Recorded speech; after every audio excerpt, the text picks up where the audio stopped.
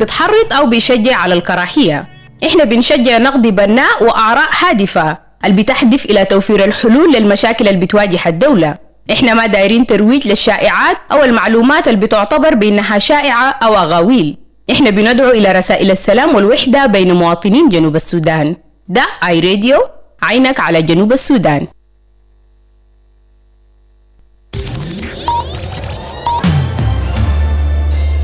Live from Juba, on air and online. This is iRadio News. Hello, good morning. This is iRadio News. First, here are the headlines. The spokesperson of the South Sudan People's Defense Forces says the Chief of Defense Forces, Dr. Paul Nang, has ordered the arrest of soldiers who re-established a dismantled military checkpoint along the Juba-Bo Road following the Sunday Mapao incident. The Director of Social Welfare in Central Equatorial State is calling on city authorities in Juba to review what he describes as unfair taxation and poor working conditions affecting women, vendors and tea sellers. And students from the Egyptian Technical School in Ju River County of Western Bahr El Ghazali State have stepped up to serve their community by repairing a broken water pump that had left residents without access to clean water for several days. These are stories and more coming to you in this news bulletin with me, Lasuba Memo, and now the news in detail. The spokesperson of the South Sudan People's Defense Forces says the Chief of Defense Forces, Dr. Paul Nang, has ordered the arrest of soldiers who re-established a dismantled military checkpoint along the Juba-Bo Road following the Sunday Mapao incident.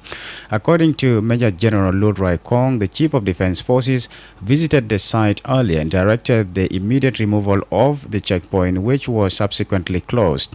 However, reports later indicated that the same checkpoint had been re-erected despite the earlier order. In response, Dr. Paul Nang instructed the Chief of Military Intelligence and the Assistant Chief of Defense Forces for Operations to apprehend all personnel involved in re-establishing the checkpoint. General Lul said the soldiers would be brought to Juba for detention and investigation. He questioned why the checkpoint was reinstated after clear instructions had been given to dismantle it, describing the act as a violation of command directives. Meanwhile, the SSPDF spokesperson said he had no confirmed information regarding reports of an aerial bombardment in Tonj County, adding that he will consult field commanders to verify the claims before issuing an official statement.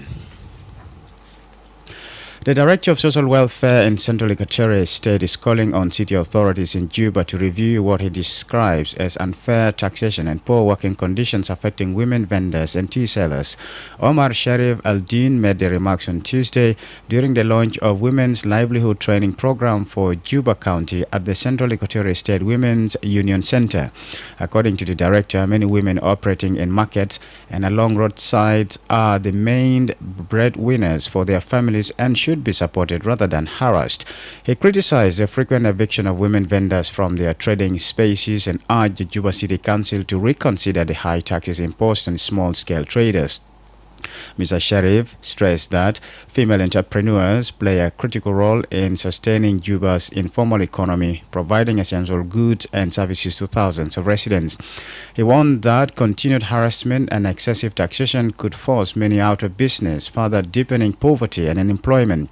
The director also expressed concern over the lack of accessibility for persons with disabilities in many of the city's commercial buildings. He said that shop owners and developers should ensure their premises are accessible to everyone, emphasizing the need for inclusive infrastructure and fair opportunities for all. The official says the Ministry of Social Welfare will continue engaging with local authorities to improve conditions for small business owners and promote women's economic empowerment across Central Equatorial State. Students from the Egyptian Technical School in Ju River County of Western Bahr El Ghazali State have stepped up to serve their community by repairing a broken water pump that had left residents without access to clean water for several days. The water pump, which serves a large residential area, broke down recently, forcing villagers to walk long distances in search of water. Concerned by the community's struggle, students from the technical school sought permission from the administration to use their mechanical and electrical training to address the problem. After 2 days of teamwork and practical application of classroom skills, the students successfully restored the pump to full operation, bringing much needed relief to local residents. The initiative has been widely praised as a model of community service and a demonstration of the value of vocational education in solving real-life challenges. The Egyptian Technical School in Wau, established by the Egyptian Arab Contractors Corporation and inaugurated in May 2024, offers training in electricity, solar repair, hotel management and plumbing. It is staffed by Egyptian instructors under the supervision of the Egyptian Educational Mission. School officials say the project not only provided a learning opportunity for students but also reinforced their role in contributing to the welfare of the communities. Following their repair, both teachers and residents expressed gratitude for the students' efforts, stating that water access has now been fully restored for people's livelihood in the area. The repair of the water pump in Jew River County stands as an inspiring example of how technical education can empower young people to make a direct impact to their communities. This is iRadio Morning News, and now to the international scene. Cameroon's Interior Minister Paul Atanganji says opposition leader Issa Chiroma Bakri will face legal action over allegations he incited violent post-election demonstrations.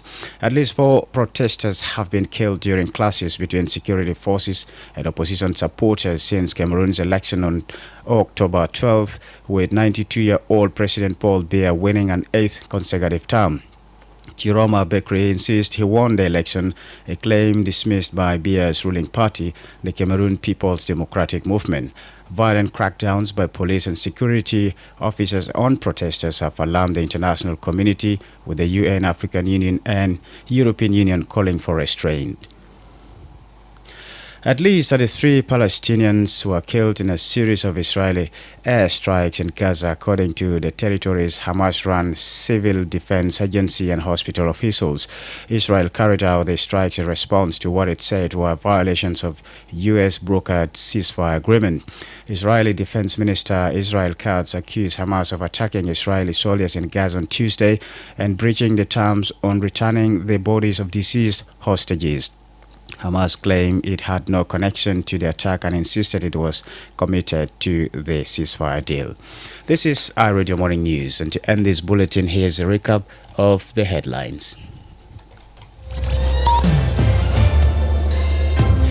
The spokesperson of the South Sudan People's Defense Forces says the Chief of Defense Forces, Dr. Paul Nang, has ordered the arrest of soldiers who re-established a dismantled military checkpoint along the Juba-Bor Road following the Sunday Mapao incident. The Director of Social Welfare in Central Equatorial State is calling on city authorities in Juba to review what he describes as unfair taxation and poor working conditions affecting women vendors and tea sellers.